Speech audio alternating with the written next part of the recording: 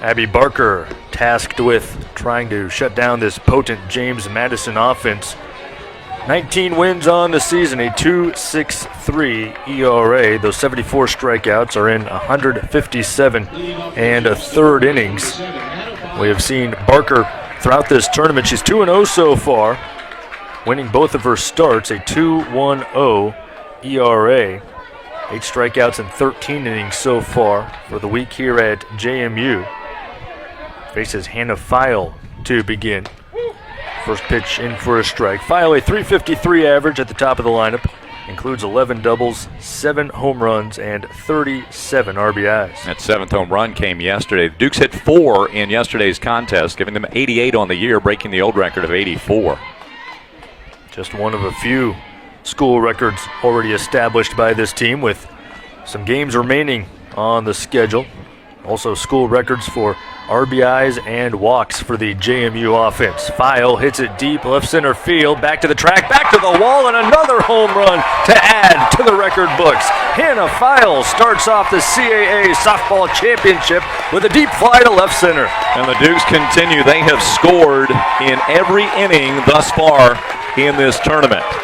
As I mentioned earlier, they've only needed 8 1/3 frames to win the first 2 games, and File starts it off here today with her 8th round tripper. There's number 89 for the Dukes here in 2019. We've talked about it already throughout the tournament, but not allowing even a glimmer of hope for the opponent. JMU has been doing that all year. They've outscored opponents in the first inning 94-24 now, and if you put the first 2 innings combined, they've outscored them 179 to only 36 runs allowed in the first 2 innings of games. So not only are they a prolific offense that's tough to shut down, they get out to the lead early and put even more pressure on the opponents. And Kate Gordon, how about after a leadoff home run, now you have to face the best hitter of the tournament so far, 4 for 5 with 2 home runs of her own and a .445 batter overall. 1-2 the count after the foul ball. Yeah, the Dukes are neither hospitable or great guests. I mean, they jump out early on teams, home and away. And we see it here today with File, a sophomore, third baseman, and an all-conference second-teamer.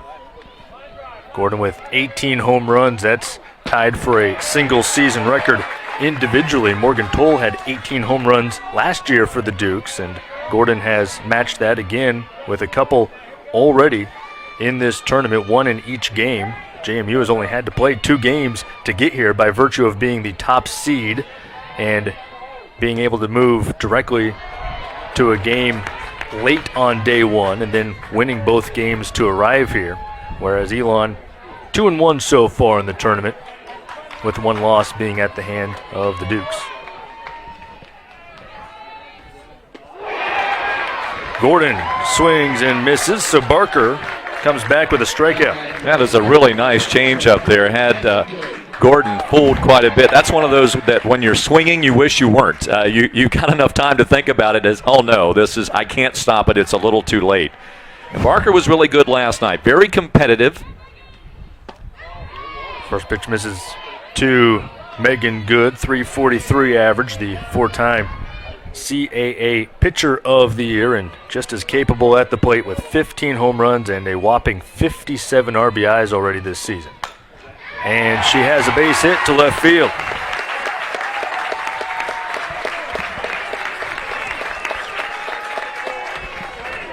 Dukes in the tournament through the first 2 games, batting at .478. And they've already got 2 hits in this contest and the 1 run. And it doesn't get any easier with Odyssey Alexander, the 2-time Player of the Year, coming to the plate next. 360 average for Alexander. Includes 14 home runs, 56 RBIs. It's pretty easy to see how this team set a single-season record for home runs as a unit. There are 5 consecutive hitters in this lineup with double-digit home runs. This is only the 3rd one. After this is Logan Newton and Sarah Jubas, who both have double-digit home runs on the season. Now, Jubas joining that club yesterday. She was hitting over 500 for much of the first 4 or 5 weeks of the season. You saw her up among the NCAA leaders. Alexander hits it down the line, and it 2 hops to the fence. heading to third is good. She's there standing up. Alexander into second base with a double. 3 of the first 4 reach for James Madison, including a couple of extra base hits. Yeah, they're just a triple shy of the cycle. As you see Odyssey Alexander end up at second base, so she's in double-figure doubles for the year with her 10th of the season to go with her 14 home runs. And the Dukes, they just pour it on. Logan Newton next up. 10 home runs, 45 driven in for her, and a chance to add 2 more to that with runners in scoring position. A .427 average this year. Yeah, Logan with her, I think we need to do a little breakdown and determine what her numbers would be on a game basis if she played every game this season, because she didn't really get into the lineup on a regular basis till about a third quarter into the season. That's a good point. Has 40 starts on the year, including this one today. So Newton with also a .515 on base percentage. So able to not just crack the lineup, but be a big contributor right in the middle of it, and is ahead in the count 3-0 against Barker. First base is open. Sarah Jubis waiting on deck. Yeah, she's played in 14 less games than everybody else that's in this line, or most of those that's in this lineup.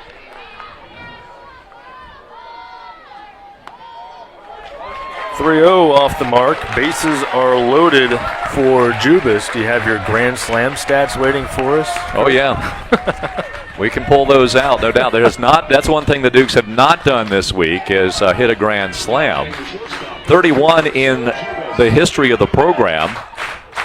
And 3 of the Dukes, 2 of them are on base right now, have 3 in their careers, and Odyssey Alexander and Megan Good. The other is Kirsten Roquette, and she hadn't even come to the plate yet. Jubis has 10 home runs for the season, and as you mentioned, able to join that double-digit group with a home run in this tournament. Some activity in the bullpen for Elon, as the Phoenix have Elise Walton, who has the only victory against JMU. Yes, that's what I was going to say. They went with her yesterday to maybe a little psychological play there, and hoping that the Dukes would not adjust or just realizing that's the gal that beat us. But no, that didn't really affect the Dukes much. No, it did not. She was tagged with 5 runs on 6 hits and 2 2/3 innings in her second time facing the Dukes lineup. First pitch misses to Jubis, but it is an accomplishment in and of itself. The fact she has the only win against James Madison for a CAA pitcher this year. James Madison 20-1 record against the conference, swept every opponent outside of Elon, and that was the opening series of conference play for the Dukes. By the way, checking those Grand Slam totals again, Jubis hit the 28th in the program's history, and that was against Duke here at home on April the 17th. Well, she's up there with an opportunity to put number 32 on the list as well. Right now, 3-0 with no place to put her. Megan Good at third, Odyssey Alexander at second, Logan Newton the runner at first. 3-0, catches the inside. Mentioned the dominant win-loss record against the conference. Really, you look at James Madison's season and number 14 in the RPI, they have really dominated against almost everyone. A free pass makes it 2-0 as Megan Good trots home. James Madison 46-7 record overall. 6 of those 7 losses came against teams that were either nationally ranked or receiving votes at the time, including 5 against ranked opponents. So 5 of the 7 losses against teams in the national rankings at the time, and that's again another reason they're number 14 in the RPI, looking to solidify an 8th NCAA tournament appearance, 7 in a row, and hoping to have a chance to host an NCAA regional as well. This ball is popped up on the infield. Infield fly is called. Barker takes it 2 away. Roadcap had been up there with a .272 average. Now turns it over to Arnold, although we have Lauren Laporte, the head coach for James Madison, making her way down the line. So we'll see if there's a change. They may make the change here. We'll see this pretty frequently with her. She'll bring in a different style of hitter because Cambria Arnold is a slap hitter, which really doesn't bode well in a bases-loaded situation, particularly with 2 outs. It's even less so an effective ploy. So instead, they bring out Victoria Figueroa, who is an all-rookie selection, despite not really playing in that many games. But when she has come in, she has made some very big impacts on the diamond. Yeah, only 19 at-bats, but she has 8 hits in those 19 at-bats and probably has another one here. Open up the record book and add this to number 32 Grand Slams in James Madison's history. And the Dukes have blown it open in the first inning, 6-0. All due respect to Cambria Arnold, I don't think she would have done that. Man, are you pulling out all the cards at the right time? Whew. And what a moment for Figueroa to step right up. You figure you may have a chance to bat at some point in the game, but here's the first inning. Your number is called, bases loaded, 2 out. And what do? An all-rookie member of the conference, you put it over the fence. Well, she wanted to say thank you to everybody for voting her as an all-rookie selection, and boy, she certainly stamped her ticket there. 6 runs on 4 hits for James Madison in this opening frame. Madison Niokis takes a strike. The 9th batter for the Dukes in this opening frame. .341 average for her. She has 5 home runs this season. Takes strike 2.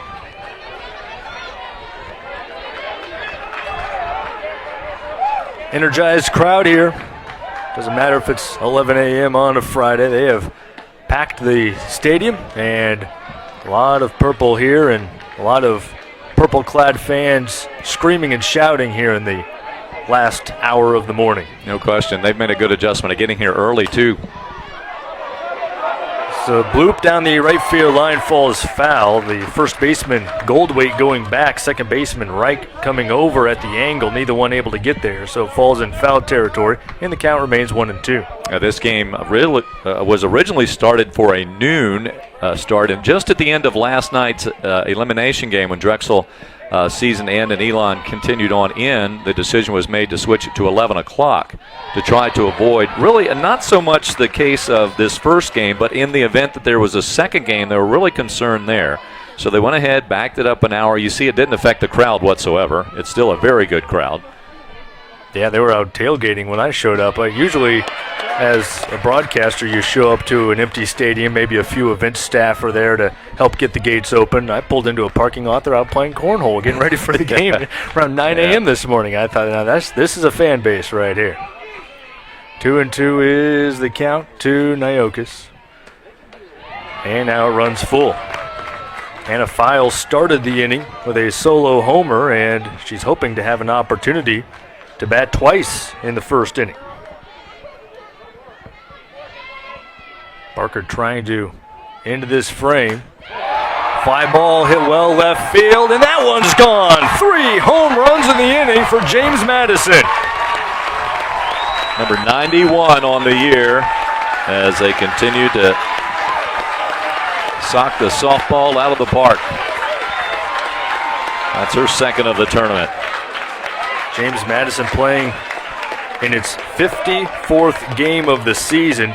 They have had 29 games where they had multiple home runs, and now they have a multi-home run inning, 3 of them to be exact, including the grand slam by Figueroa, and Elon will make a change in the circle. James Madison bats through the order, 3 home runs and 7 runs total on 5 hits. So Walton comes in for the Phoenix. Well, Lisa, 6.02 ERA, 3-4. This is her second appearance against the Dukes this week, her 14th overall. 40 2/3 innings worked this year, 20 strikeouts and 30 walks. A little patience is helpful if you're facing Walton, and 343 the opponent's hitting against her. And she did get the start yesterday against the Dukes, but she had not pitched much since mid-April. Just 40 innings total on the year, and against James Madison, 5 runs, 6 hits, and 2 2/3 innings. Had 4 walks in that appearance.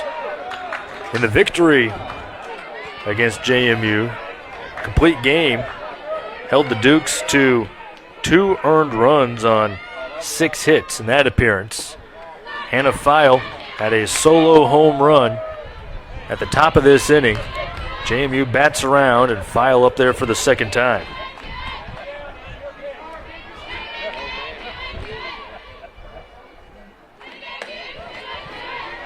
Two and 0 to the leadoff hitter.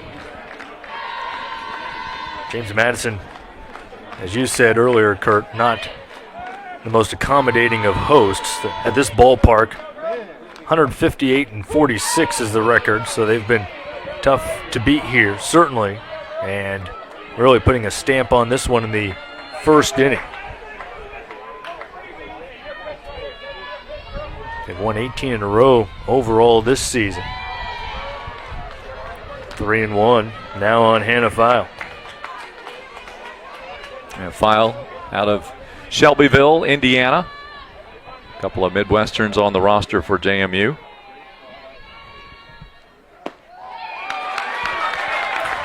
File with a walk, and Kate Gordon struck out swinging on the changeup earlier by Barker. Now has a chance to face Walton here in the first. Mentioned the 18 home runs, tying a school record. She also has 73 hits this season, which is a personal best for her. That's 12 off of the single season record for James Madison, held by Erica Field. She did that 4 years ago. Gordon closing in on that with not just this game, but some more postseason to follow for the Dukes. And there's hit number 74 of the year. Drops it down the left field line. File moves to second. Gordon now at first. Megan Good with a base hit in this inning stands in as the 12th batter for JMU in the first. That's 6 hits for JMU. Getting back to Gordon, one time this year she hit 4 home runs in consecutive at-bats. 3 of those against Tennessee. And the Volunteers ranked number 6 in the country at the time. The Dukes did win that game, by the way. That was one of the victories for James Madison. We mentioned the losses. Also, on the flip side of that, the wins. 4-5 record this year against teams ranked at the time they played them. 4 wins against ranked opponents, and out of James Madison's 7 losses, which is already a low number, 5 of them against ranked opponents and another one against a team that was receiving votes at the time. Great season for the Dukes, and a fly ball to center field, run down by Murray, brings a close to the first inning. However, James Madison, 7 runs, 6 hits, including 3 homers, the grand slam by Figueroa, the highlight of an inning full of them, and the Dukes take a 7-0 lead to the second.